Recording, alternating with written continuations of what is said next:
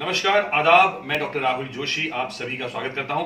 हमारे बीच हैं जनाब कैसर खालिद साहब, बहुत सीनियर आईपीएस ऑफिसर हैं, आईजी रैंक हैं और उर्दू के जानकार हैं, शायर हैं। जनाब नमस्कार, आदाब। सर, हम अक्सर बहुत से गाने गाते हैं और हमें लगता है कि गाना अच्छा गाया, मगर उसके शब्दों का अर्थ मर्द जब तक नहीं समझता तब तक मैं समझता हूं गाना अच्छा गाया नहीं जा सकता। तो ये गाना है, हम सब सिंगर बहुत बार गाते हैं, बहुत ही मकबूल फिल्म जंजीर से गाना है कि यारी है ईमान मेरे यार मेरी जिंदगी। तो ये गाना मैं भी पूरा समझना चाहता हूं, आपसे दरख्वास्त करता हूं कि हमारे दर्शकों तक इसका अर्थ पहुंचाएं आप। बिल्कुल बिल्कुल गुनगुनाइए सर, चाहे दीजिए सर, गुनगुनाइए बिल्कुल।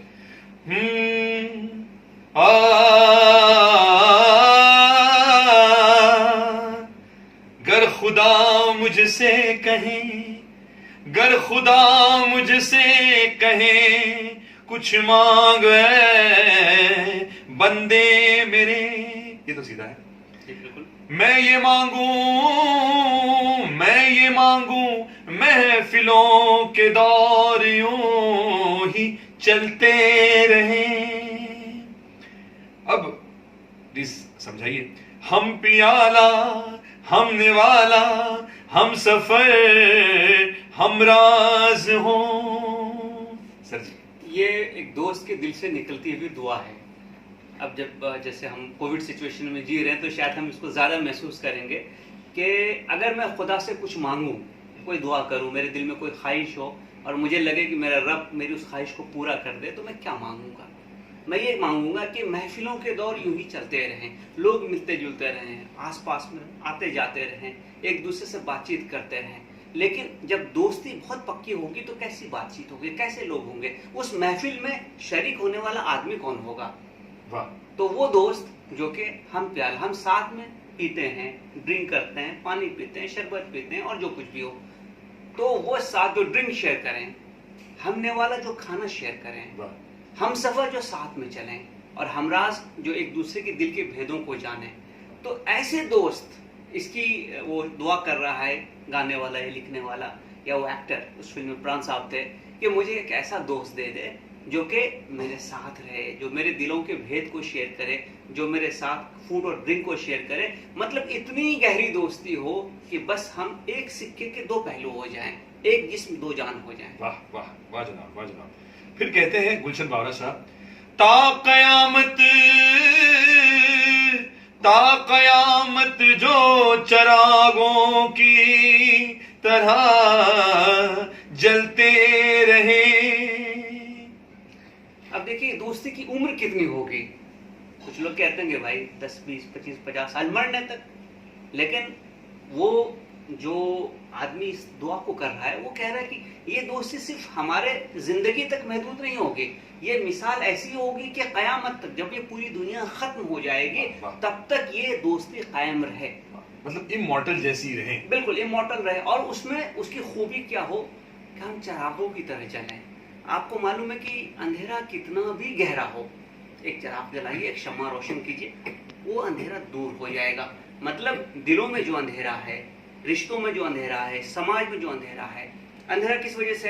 कि हम सब के दिलों में कहीं ना कहीं ग्रीड है, हसद है, कीना है, कपट है, छल है, तो ये दिलों को डार्क कर देता है। अब दोस्त ऐसा हो जिसके सोबत में रह करके ये अंधेरा दूर हो, इतना अच्छा हो, उससे ऐसी वाइब्स आए कि हमको लगे कि भाई वाकई मैं भी अपने जिंदगी के मकसद को इनके साथ रहकर पा गया हूं। प्यार हो बंदों से, प्यार हो बंदों से सबसे बड़ी है बंदगी यारी है। अब ऐसी सूरत में जिसको ऐसा दोस्त मिल जाए तो उसके दिल से क्या दुआ निकलेगी कि यार यही यारी मेरी जिंदगी है, यही मेरा ईमान है। और जैसा कि हमें हर धर्म में बताया गया है कि लफ्ज़ से बड़ी कोई इबादत नहीं होती है। जो आदमी अपने दोस्तों का, अपने पड़ोस का, अपने माहौल का, अपने से मिलने जुलने वालों का ख्याल रखता है, वो दरअसल बंदगी करता है उसके, क्योंकि उसने ये बताया है कि हमने जितने भी बंदे इस दुनिया में भेजे हैं उन सब की इज्जत होनी चाहिए, उन सब की जिंदगी, उन सब के प्रॉपर्टीज, उन सब की डिग्निटी प्रोटेक्टेड होनी चाहिए। और यहाँ तो उससे बढ़कर है कि वो तो मेरा हमराज है, वो तो मेरा शरीक है, वो तो मेरी जिंदगी का हिस्सा है। तो ऐसे सूरत में मैं क्या कहूँगा कि भाई ऐसी ही महफिल हो, ऐसा ही वक्त हो, ऐसा ही मौका हो, ऐसे ही लोग मिलते जाएं और इसी ढंग से जिंदगी आगे चलती रहे, उसमें कोई गम ना आए। वाह वाह। फिर पहला स्टैंजा है सब के साजे दिल छेड़ो जहां में, साजे दिल छेड़ो जहां में, प्यार की गूंजे सदा। ए साजे दिल छेड़ो जहां में, प्यार की गूंजे सदा। जिन दिलों में प्यार है उन पे बहारे हो फिदा। अब जब दिल में ऐसे जज्बात हैं, ऐसे अरमान हैं, ऐसी फीलिंग्स हैं, तो आदमी क्या चाहेगा? महफिल भी है, लोग भी हैं, ऐसा दोस्त भी है, तो दिल का साज जरा छेड़ो, अंदर गुनगुनाओ ना, अंदर देखो क्या है। और जब आप उसको छेड़िएगा, वहां से जो जज्बे हैं, वहां से जो फीलिंग है वो निकलेंगे, वो कम्युनिकेट होंगी, तो उसमें तो बहारें भी फैदा होंगी। बाहर क्या है? खुशी का मौसम है, शगुफ्तगी का मौसम है, हर तरफ प्लेजेंट्री है, फूल खिले हुए हैं, पूरा माहौल सज सा गया है। तो माहौल इंसान का कब सजता है? जब अच्छे दोस्त होते हैं, जब अच्छी फीलिंग्स होती है, जब अच्छे वाइब्स होते हैं, जब इंसानियत अपने आप में उभरती है। तो अब ये समझिए कि इवोल्यूशन जो ह्यूमैनिटी का है, जितना उसका लेवल ऊंचा जाएगा, आपको उतना अच्छा महसूस होगा, इसलिए उसमें बहारें भी पैदा हो जाएंगे। वाह वाह, सुभान अल्लाह, क्या बात है। फिर कहते हैं कि प्यार लेके नूर आया, प्यार लेके नूर आया, प्यार लेके सादगी यारी है। अब दोस्त की फितरत कि दोस्त मेरा कैसा है, तो वो जब आता है तो नूर आता है, रोशनी आती है, इनलाइटमेंट आता है। और वो इतना सादा सा इंसान है कि वो कभी इस चीज को शो नहीं करता है, दिखाता नहीं है, वो कभी बोस्टिंग नहीं करता है। तो ऐसे इंसान का मेरे महफिल में आना, ऐसे इंसान का मेरी जिंदगी में आना, तो मेरी जिंदगी खुद इनलाइटेड हो गई, मेरी जिंदगी में नूर भर गया, मेरी जिंदगी एक ऐसी जिंदगी हो गई जो कि अब रिफ्लेक्ट करती है अच्छी चीजों को। ये सादगी वर्ड का इंपॉर्टेंस यहाँ पर क्या है सर? सादगी का मतलब ह्यूमिलिटी। यहाँ पे जो जिस शायर ने जिस कंटेक्स्ट में यूज किया है कि वो सादा है, ह्यूमिलिटी है, उसको शो ऑफ नहीं करता है, वो कहता है अरे कुछ नहीं, बस ऐसे ही। ये तो मैंने थोड़ी सी कोशिश की थी। अब आप देखिए कि आज के कंटेक्स्ट में देख लीजिए, ऐसे लोग हैं जिन्होंने अपनी एसयूवी बेचकर लोगों को दवाई दिलाई है। उनके इंटरव्यूज देखिए, बोले कुछ नहीं हो यार, ऐसे ही पड़ा हुआ था, या मैंने जस्ट थोड़ी सी कोशिश की थी लोगों की जान को बचाने के लिए, या जैसे ऑक्सीजन फ्री सप्लाई कर रहे हैं लोग, जैसे अब प्लाज्मा दे रहे हैं, तो ये सारी चीजें देने वाले को अगर पूछिएगा, बोले नहीं मेरा कुछ नहीं हो, तो भगवान करा देते तो मैं कर देता हूँ। तो ऐसे लोगों को सादा कहते हैं, सिंपल कहते हैं। वो ऐसे लोग होते हैं जो कभी शो ऑफ नहीं करते, वो बहुत हम्बल रहते हैं, उनके पैर हमेशा जमीन पे होते हैं। और कोई भी पेड़ तब तक बड़ा नहीं हो सकता जब तक कि उसकी जड़ जमीन में बहुत अंदर न गई हो। वाह वाह, क्या बात। फिर आगे कहते हैं कि अरे जान भी जाए अगर, अरे जान भी जाए अगर, यारी में यारो गम नहीं। अरे जान भी जाए अगर, यारी में यारो गम नहीं। अपने होते यार हो, गमगीन मतलब हम नहीं। अब ऐसा दोस्त अगर आपको है, मुहैया है, अवेलेबल है, वो आपके साथ है, तो उस पर जान आप क्यों ना निछावर करें। और हमारे रहते हुए हमारा दोस्त गमगीन है, वो दुखी है, वो परेशान है, तो इसका मतलब हम नहीं है, मैं कुछ नहीं कर पा रहा हूँ। मैं अगर उसके दुख को दूर नहीं कर पा रहा हूँ, उसके चेहरे पे मुस्कुराहट नहीं ला पा रहा हूँ, उसकी जिंदगी से इन चीजों को हटा नहीं पा रहा हूँ, तो मैं किस काम का हूँ। तो ये मेरी जो कमिटमेंट है, मेरी जो वैल्यूज है, मेरा जो जज्बा है, ये इस चीज को रिफ्लेक्ट करता है। और आप देखिए कि किस खूबसूरती से जी, जैसे हम, यानी हम नहीं, मैं कुछ नहीं कर पा रहा हूँ, तो मतलब मैं किस लिए हूँ भाई।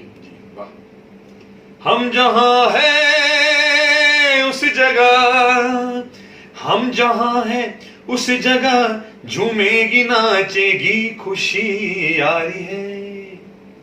अब चूंकि मैं हार्बिंगर हूं इन चीजों का, मैं उन फीलिंग्स को कैरी करता हूं, मेरे महफिल में ऐसे लोग बैठे हैं, तो उस जगह पे क्या होना चाहिए? वहाँ खुशी होनी चाहिए, वहाँ पे एक मस्ती होनी चाहिए, वहाँ पे लोग आए तो उनको लगे कि हाँ हम अपने गम यहाँ भूल सकते हैं, और हम अपने एक कैथारसिस जिसको आप कहते हैं, उस महफिल में कैथारसिस होगा। तो ये कैथारसिस कैसे होता है? मेरा दोस्त बहुत अच्छा है, मैं कोशिश कर रहा हूँ कि मैं उस जैसा बन जाऊं।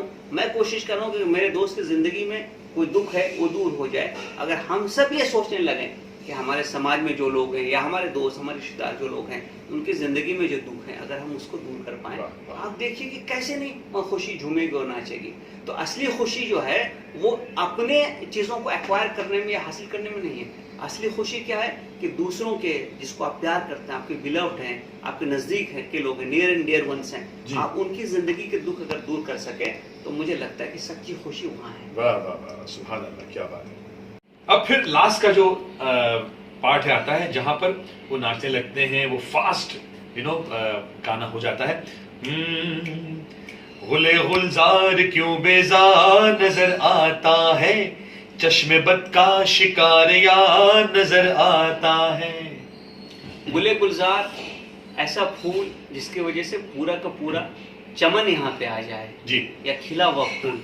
तो ऐ खिले हुए फूल गुले गुलजार क्यों परेशान नजर आता है तू। लगता है कि तुमको किसी की बुरी नजर लगी, वरना तुम तो ऐसा हो नहीं सकते थे, तुम परेशान हो नहीं सकते थे। सर जी, चश्मेबद का मतलब ये और एक गाने में आया है सर के चश्मेबद दूर, और हमें ऐसे लगता है लोगों को, मुझे लगता था ऐसे कि चश्मे मतलब चश्मे वाली कोई आ गई, इसका मतलब ये है सर?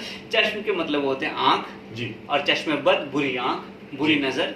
तो कभी आप देखते हैं जैसे बच्चों में तो हम खास तौर से देखते हैं कि लोगों की नजर लगती है जी, बहुत सारे लोग जो अच्छे खूबसूरत होते हैं, भोले भाले होते हैं, उनको भी नजर लगती है जी। तो अब चूंकि कोई ऐसी वजह मुझे नजर नहीं आ रही है, ऐसा उसका दोस्त समझ रहा है कि तू तो गुले गुलजार है, तू तो महकता हुआ फूल है, खिला हुआ फूल है, तेरी वजह से लोग खुशी महसूस करते हैं, लोग तुझे देखना चाहते हैं, तो तू नाराज क्यों है, तू परेशान क्यों है, तू गमगीन क्यों है।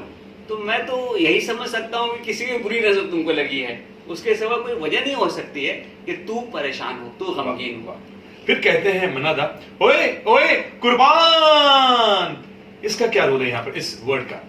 अब ये है कि उसने वहां पे मुस्कुराहट आई है चेहरे पे अमिताभ बच्चन के, जहां तक मुझे ध्यान आ रहा है जी। तो अब क्या होता है कि मैं जो इतनी सारी सिफारिशें कर रहा हूँ, तुमको मनाने की कोशिश कर रहा हूँ, तुम्हारे दुख को दूर करने की कोशिश कर रहा हूँ, उसका बदल क्या है, उसका हासिल क्या है, उसका मेरे को क्या मिलने वाला है? एक मुस्कुराहट, उस पर मैं कुर्बान हूँ। तो आप अगर फिल्म को वहां पर रखेंगे तो वो अमिताभ बच्चन मुस्कुराए और उस मुस्कुराहट की वजह से अब वो कहता है कि मैं इतनी जो कोशिश किया हूं और तू मुस्कुरा दिया, तो मतलब कि वाकई बाहर आ गई, तो मैं कुर्बान हूं तेरी इस अदा पे कि तूने मेरी मेहनत का मुझे सिला दे दिया, सफलता मिल गई है। बिल्कुल। तेरा ममनून हूँ, तेरा ममनून हूँ, तूने निभाया याराना। शॉट लेते हैं सर। तेरा ममनून हूँ, तेरा शुक्रगुजार हूँ, I am grateful to you कि तूने याराना निभा दिया, दोस्ती निभा दी। क्योंकि मैंने पिछले एक्सप्लेनेशन में बताया था कि उस वक्त अमिताभ के चेहरे पे एक मुस्कुराहट आई है, उस मुस्कुराहट से अब ये चीजें रिलेट हो रही हैं कि मैं कुर्बान जाऊं, सफते जाऊं। हम कहते हैं बच्चों पे भी देखते हैं, सफते जाऊं, मैं कुर्बान जाऊं, क्यों कि तूने मेरी जो ये अर्जदाश्त थी, मेरी जो कोशिश थी, मेरी जो रिक्वेस्ट थी, तूने उसका मान रखा और तूने वो खुशी मुझे वापस दी है। तो मैं तेरा ममनून हूँ, मैं तुम्हारा शुक्रगुजार हूँ, मैं तुम्हारा ग्रेटफुल हूँ कि तुमने दोस्ती निभाई। वाह वाह। और इसलिए कहते हैं कि तेरी हंसी है आज सबसे बड़ा नजराना, यार के हंसते ही, यार के हंसते ही महफिल में जवानी आ गई यारी है। अब अमूमन क्या होता है कि हम किसी फंक्शन में जाते हैं तो हम कुछ गिफ्ट लेके जाते हैं, वो गिफ्ट हम होस्ट को देते हैं।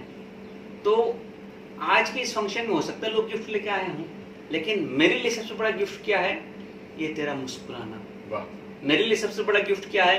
ये जो खुशी तेरे चेहरे पे लौट आई है, इससे बड़ा गिफ्ट और कुछ नहीं हो सकता है। तो आज के दिन मेरे लिए सबसे बड़ी गिफ्ट यही है, सबसे बड़ा तोहफा, सबसे बड़ा जो भी प्रेजेंट है वो यही है कि तुमने दोस्ती निभाई, तुमने मुस्कुराहट बदले में मेरे रिक्वेस्ट के दी, और तू जो गम था उससे निजात हासिल करके, वहां से अलग होकर के तू वापस इस फॉर्म में आ गया है कि इस महफिल में खुशी खुशी का माहौल है। वाह वाह वाह वाह वाह। इतनी सरलता से आपने इस गाने को हमें समझाया, और मैं कहता हूँ कि सर मैं जब ये गाना महफिलों में गाऊंगा तब अब डीपर अंडरस्टैंडिंग से माशाल्लाह गाना मैं और गाऊंगा। सर जाते जाते कुछ एक एडवाइस, या हमारे यंग सिंगर जो हैं या श्रोताएं जो ये कार्यक्रम देख रहे हैं हमारा, कुछ दो शब्द पहले तो मैं गुलशन बाबरा साहब के बारे में ये कहना चाहूँगा कि उन्होंने, ऐसा लगता है कि वो खुद वहाँ बैठे हुए हैं और जिस हिसाब से उन्होंने चीज़ों को रिफ्लेक्ट किया है, जिस हिसाब से चीज़ों को कलमबंद किया, लिखा है, एक एक लफ्ज़ मोती जैसा है, बिल्कुल नगीने में जैसे जड़े जाते हैं ना पत्थर, वैसे उन्होंने उसको जड़ा है। तो वाकई बहुत कमाल की शायरी है इसमें फिल्म के एतबार से। दूसरी बात है कि वो सारे लोग जो गाना सीखना चाहते हैं या गाना गाना चाहते हैं, जब तक आपको लिटरेचर की समझ नहीं है आप अच्छा गाना नहीं गा सकते हैं। आप चालू गाना तो गा सकते हैं, लेकिन वर्ड्स के अंडरस्टैंडिंग, इमोशंस के अंडरस्टैंडिंग और उसका सही डिक्शन, तलफ़ुज़, जब तक वो नहीं आएगा तब तक आप उसको उस नुदरत के साथ, उस डेलिकेसी के साथ, उस इंजीनिटी के साथ पेश नहीं कर पाएंगे।